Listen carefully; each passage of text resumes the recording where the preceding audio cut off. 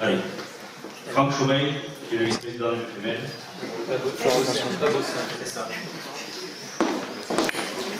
Alors merci Jérôme. Moi on m'a demandé d'intervenir sur deux sujets d'actualité. Vous verrez que la CSMF est pas trop loin du coup, puisqu'on va parler du tiers payant. Vous savez que la CSMF a signé, a pris pour prétexte cet article 99 là, qui devait être supprimé pour signer, et se vante en même temps, puisqu'on a vu sur un tweet aujourd'hui, d'avoir obtenu l'abrogation du tiers payant. Alors est-ce que c'est vrai, le tiers payant, où est-ce que nous en sommes?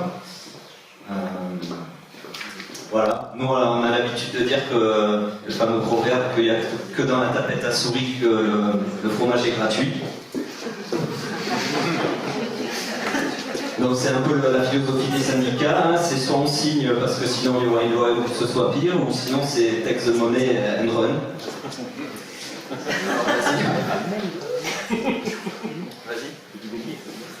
Alors le tiers payant, vous allez sûrement entendre parler cette semaine, puisqu'on a appris que Macron allait faire des annonces à la mutualité cette semaine. Il y aura aussi Agnès Buzyn. On sait que politiquement Macron est un peu gêné parce qu'on lui reproche sa politique libérale, et évidemment le marqueur de gauche de Marisol Touraine qui lui servait à justifier loi santé et autre action, c'est le tiers payant, hein, généralisé, puisqu'on sait bien que les Français n'arrivent pas à se faire soigner, les tarifs des médecins étant quand même parmi les plus bas de l'OCDE. Donc on nous a ressorti la rengaine, hein, comme Buzyn est arrivé au pouvoir, des 15% de Français qui renonceraient aux soins du fait des tarifs. Donc on sait que le renoncement aux soins, en fait, j'en parlerai plus tard, mais c'est 1% pour les tarifs du généraliste et 5% pour les tarifs des spécialistes. Donc elle n'a pas supprimé le tiers payant, mais on attend un tiers payant généralisable.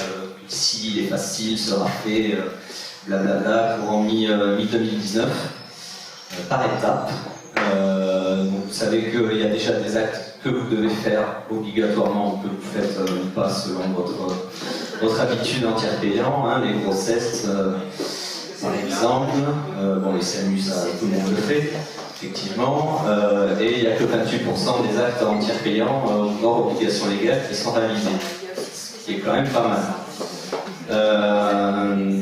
On sait aussi que les éditeurs de logiciels doivent, s'ils veulent remplir le cahier des charges, et mettre en place progressivement ce tiers payant, que vous financez vous-même en achetant les logiciels. Hein. Donc vous payez les logiciels, mais c'est pas vous qui choisissez ce qu'on met dedans.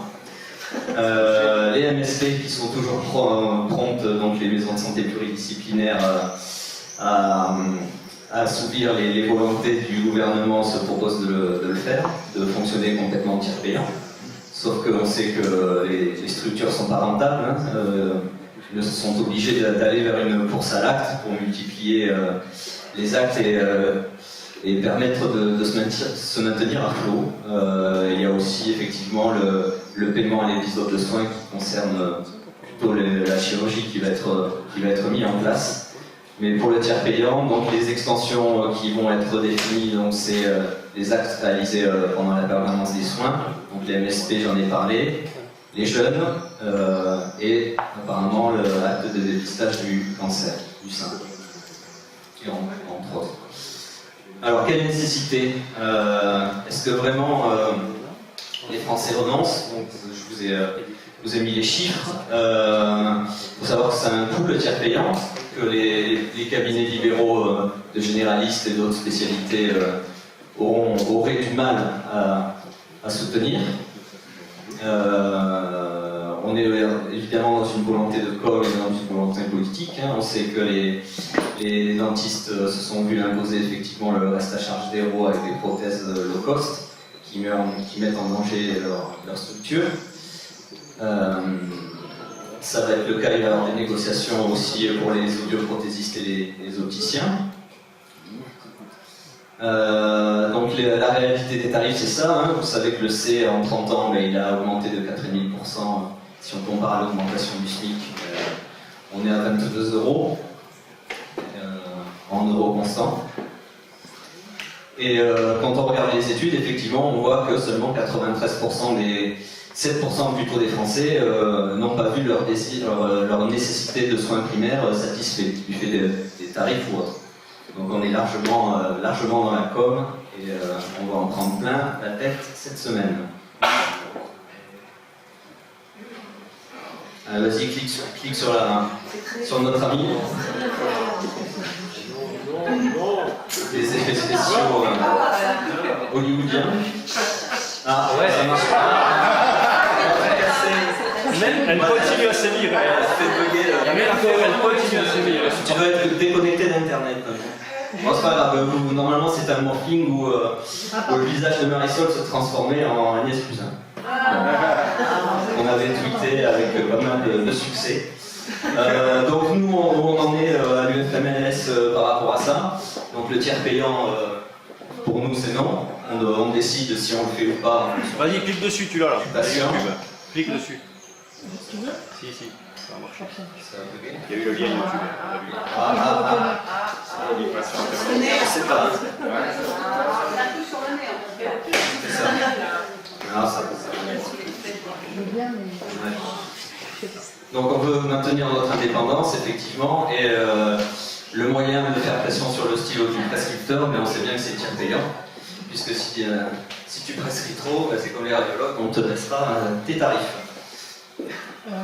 Donc le vrai problème actuellement, c'est pas le renoncement aux soins pour raison financière, c'est le renoncement aux soins parce qu'il n'y a plus de médecins. Les délais de rendez-vous s'allongent dans toutes les spécialités, on est tous overbookés, on fait le plus d'heures de médecine de l'OCDE pour les tarifs les plus bas. Donc faire de l'abattage au bout d'un moment, ça craque.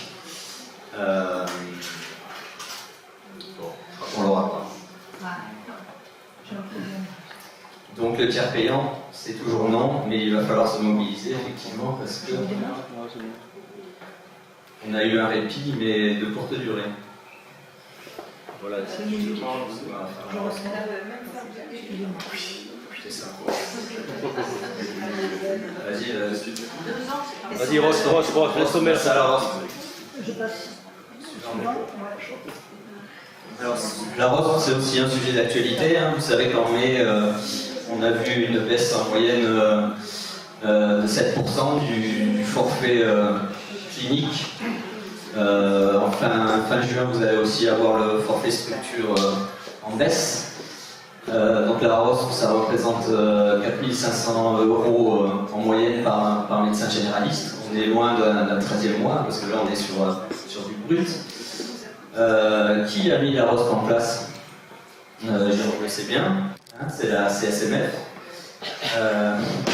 Encore un beau cadeau. Donc c'est l'équivalent français du P4P, le paiement à la performance qui a été mis en place au Royaume-Uni, dans un système étatisé. Donc c'est plus le médecin qui est libre de ses honoraires et de ses pratiques, c'est la caisse qui dit je te bloque les honoraires et si tu fais là où je te dis de faire, je te donnerai quelques euros en plus. Donc 4% de la rémunération, c'est quand même pas génial, mais ça sert à bloquer les honoraires.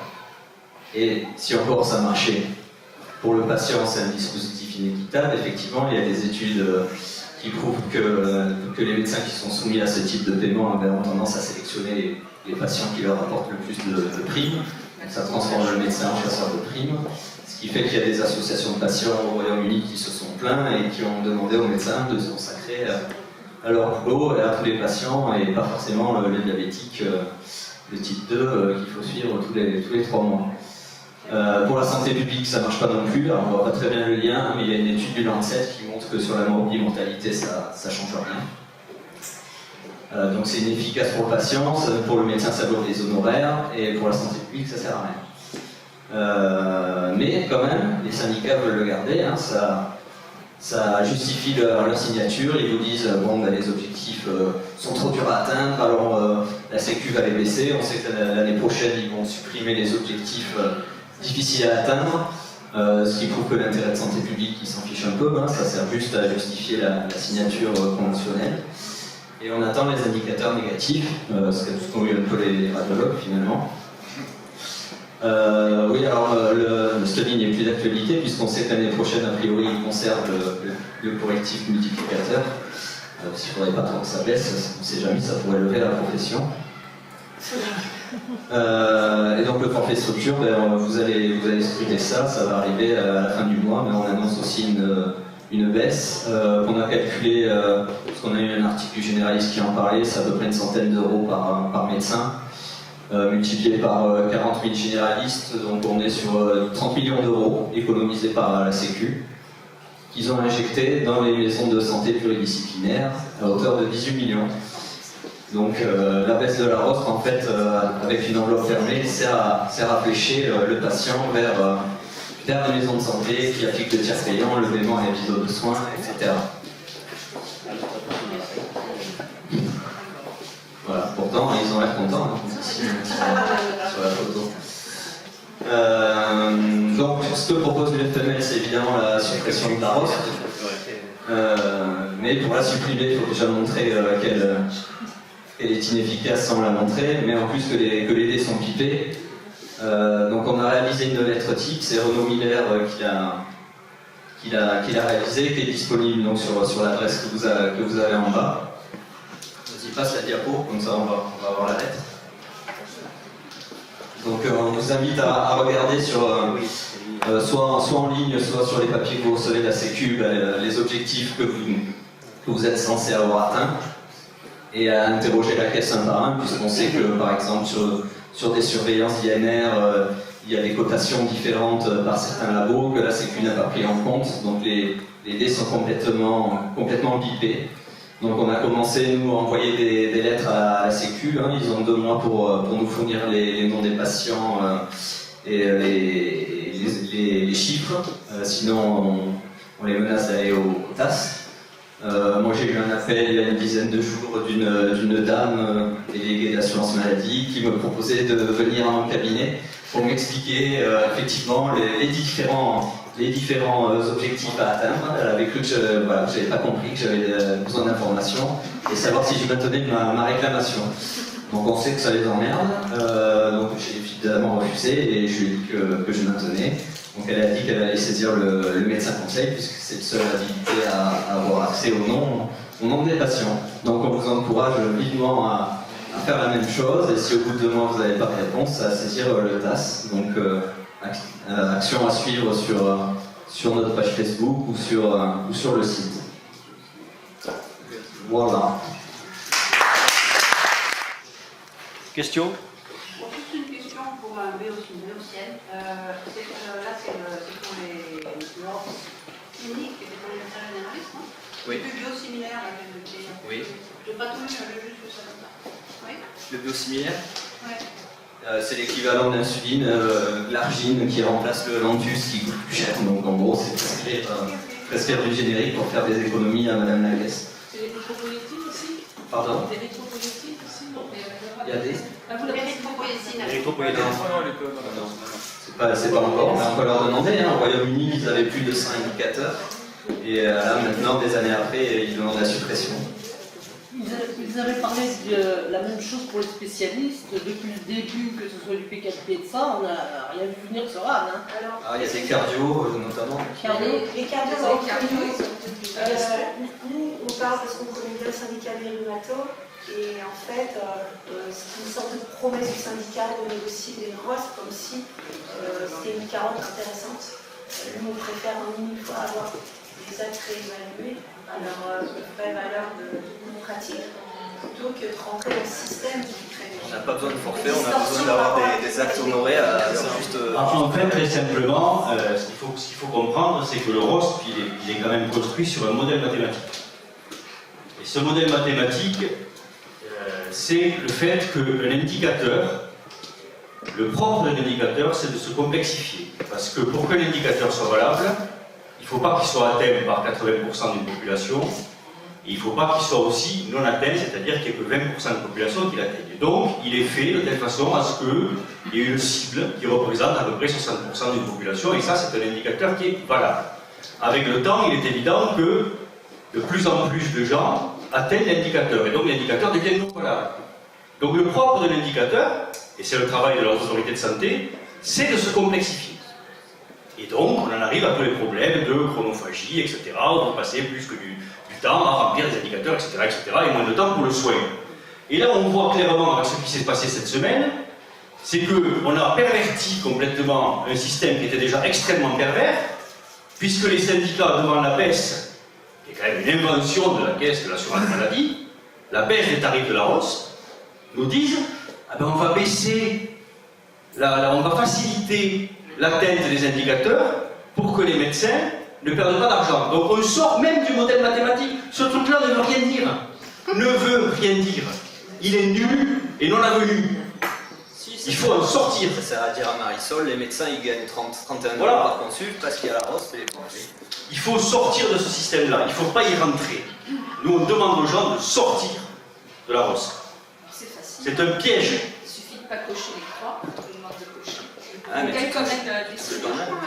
T'as ton forfait structure, Moi, une j'ai partie. jamais touché autant, c'est en n'ayant jamais coché. C'est ça. Mais il y en a, on a des. On peut pas accepter dans une profession médicale, scientifique, où on se forme des années, on ne peut pas accepter que notre exercice soit basé sur le fait de cocher des croix et qu'en plus on truque ça. La caisse se régale et les politiques se régalent parce qu'ils nous méprisent un peu plus, parce que quand on fait ça, on est méprisable.